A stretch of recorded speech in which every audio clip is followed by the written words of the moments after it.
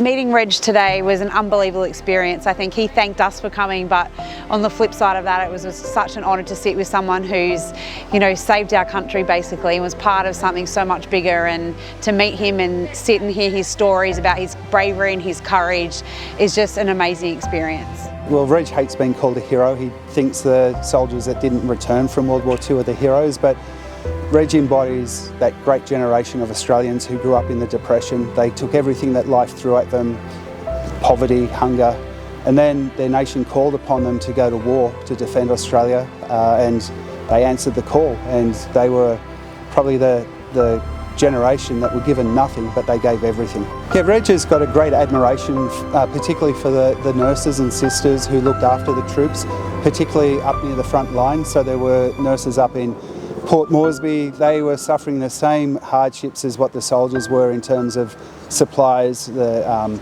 air raids. Their life was on the line, and he admires the fact that they would put the wounded soldiers, all the soldiers, before their own self. He really admired their self-sacrifice.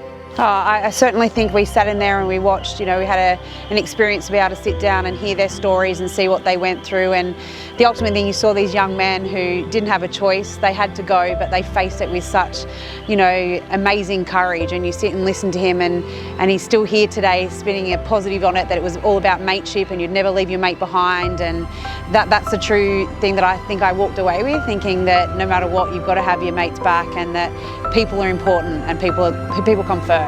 And to hear his side of that amazing story will live with me forever.